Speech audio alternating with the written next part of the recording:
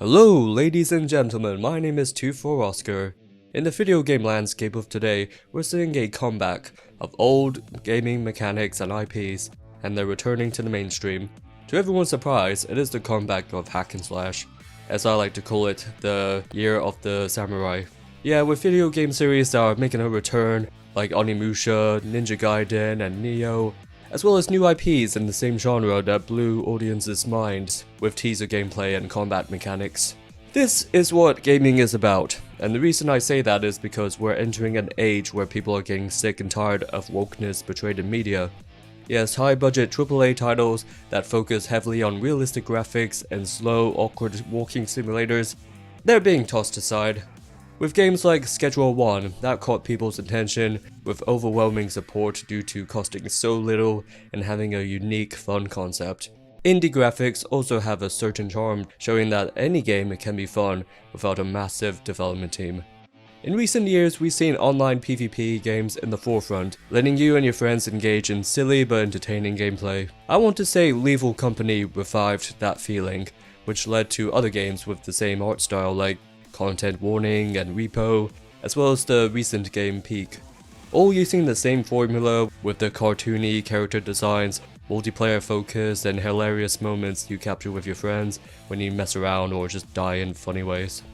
They carry the same artistic approach that provides familiarity and comfort, some would say PS1 or PS2 graphics, that give you a sense of nostalgia without realizing it. But for me, I remember the days of Slender the 8 Pages, Amnesia, Penumbra, with low quality graphics you didn't even question because you were just so immersed in the atmosphere. Yeah, these games give players the thrill and excitement they crave, something modern AAA games wish they can pull off, but to me, a good game is like baking a cake. You need multiple layers to make that cake enjoyable to consume. In comparison, the most important part of the video game cake is the control mechanics and gameplay. That's the biggest layer, and the slightly smaller one is the story and atmosphere. The icing on top? Well, that's the graphics. Now don't get me wrong, icing can be good when it comes to presentation, but it's not the highlight of what makes a game great. It's just an added bonus on an already well-baked cake. Now think of the remakes and new AAA titles coming out nowadays. They just dump an avalanche of icing on the cake. It's just so thick and it completely covers the layers underneath, leaving consumers unsatisfied. They spend their hard-earned money on the style instead of substance. What if you want a single-player game for a relaxing experience that doesn't cost too much with the same sort of art style? Well, I've got two examples for you.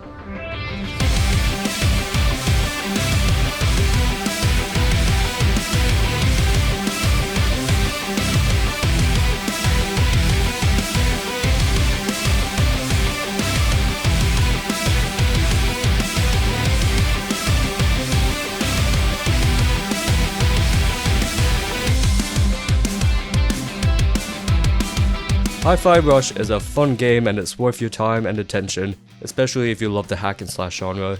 It's filled with great ideas, great mechanics, stylish moves, and a level of polish that you rarely see this day and age. You can compare the combat of this game to Devil May Cry, Kingdom Hearts, and Guitar Hero.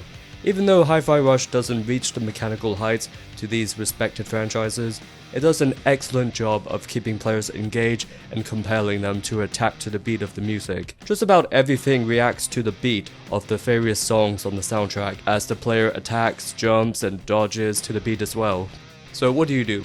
The main objective is to make sure all of your actions sync with the beat of the music. To show that you are in sync, there's a musical note that shows up over Chai's head, the main character.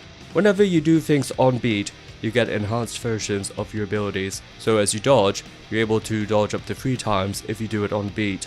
But if you do it once at a time without trying to button mash, it's just a regular attack. But if you do it on beat, it gives the attacks more damage properties. It's an interesting mix of mechanics, because in normal hack and slash, you just go up to the face and spam different combos, but for Hi-Fi Rush, it kind of forces you to slow down, which is a little weird. So I had to wrap around my head is the fact that the best offense is not just go rush and go aggro on enemies and knock them in the air like Devil May Cry. You have to be a little more methodical. So if you're used to DMC or Ninja Gaiden, you will be at home with this game. but at the same time it's going to throw you off with your timings, because you kind of have to slow down a lot, and if you want to get the most out of your combos, you have to do that. You can also summon characters that does some extra attacks for you, like as a tag team ability, even performing finishers like say Marvel vs Capcom tag assist. A few negatives I have with this game. One would be that there is no manual lock-on, which is kind of annoying when enemies can hit you from off screen. Even though you kind of do hear it, but at the same time there's so much going on, it's very difficult to pinpoint everything that's happening. Now for the combo meter, like most hack and slash games, it will punish you for repeating the same combos instead of trying new different combos. But for Hi-Fi Rush, if you feel comfortable doing the exact same combo over and over and over again, you can literally rely on the same combo for the entire time when fighting all the enemies. Unless they're shielded or something, where you can just spam the same combos and the combo meter will go up to S rank anyways. So it doesn't penalize you from doing the same thing. As good as this game is, I don't know how long it's going to be able to sustain itself, but this game is definitely worth your time and worth the price of admission. The sad thing is, Bethesda didn't have any promotion for this. They just threw it out there, and thank God it got the praise it deserves. The game is well polished, really beautiful, great art style, great music, and it has a lot of heart to it.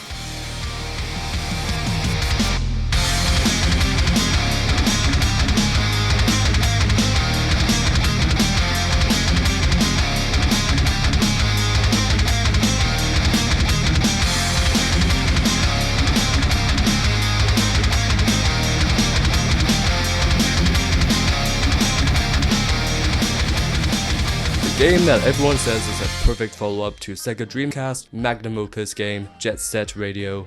Bomb Rush Cyberpunk takes huge inspiration to this YK fashion and setting, even the cel-shaded art style as well.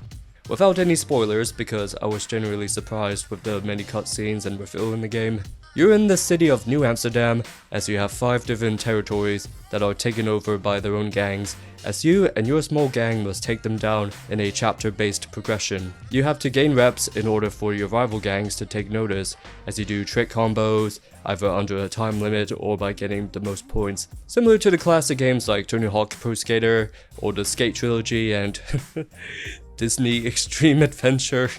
There are many items to find in the game, like unlocking different colors for your BMX bike, rollerblades and skateboards, as well as different color outfits for your characters. There's also graffiti art you can use to spray on walls and even police officers, as well as picking up CDs across the cities that you can listen to songs on your flip phone.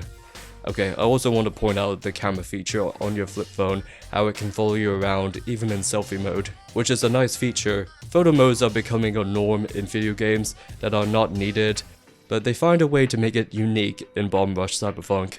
Instead of voice actors saying their lines, they only say a few words sprinkled out in cutscenes, as you have to mainly read the dialogue, but you do hear a few victory lines when you pull off styles and combos, which helps you focus more than constantly hearing noises throwing you off. Also, Don McLennan, the member of the band Brockhampton, he plays one of the characters, which is kind of funny to think that this game paid him to say, "Yo, what's up?" and that's it. All the characters are constantly moving, even when they're just standing still, like they're dancing, which adds to the feel of the world. Even when you want to switch characters, they have a little dance-off in the circle. It's just every detail matters. If I have to nitpick on something in the game, it's probably the soundtrack. It's a hit or miss for me. It wouldn't be so bad if you can just pick the songs whenever you want, but sometimes you're stuck hearing the same song on loop and you're not a fan of, so. But hey, some of my favorites in this game are Big City Life, I Wanna Know, Jack the Funk, Watch Your Back, and Refuse. Now this may sound upsetting to you guys, as a hardly autistic Dutch video game addict that I am. I don't listen to video game soundtracks outside of video games. I'm sorry, I'm not bumping to Undertale or Cuphead music while I'm in the car or at the gym or at a sesh. I'm not that much of a sado. But it's always the racing games and skateboard games that do it for me, because they have real band members and singers on the soundtrack, and that gives me the urge to listen to it anywhere I go. So for Bomb Rush Cyberpunk, they kinda got it right, but it's not like I listen to it over and over again. But hey, overall, I haven't had this much fun and excitement in a video game in recent years. Bomb Rush Cyberpunk brings so much life and fun, and that's what's missing in today's gaming. This feels like a forgotten game in the Dreamcast era that someone found and released. This is a must play that I highly recommend if you're looking for a laid back but upbeat experience with characters you'll grow attached to and a story that will motivate you to the very end, as well as the replayability. I hope this helps you out if you're looking for new games to play, and show some love and support to the indie games. It's low price, but it's a whole lot of fun and memorable. Thank you. My name is 24Oscarr, and I'll see you next time.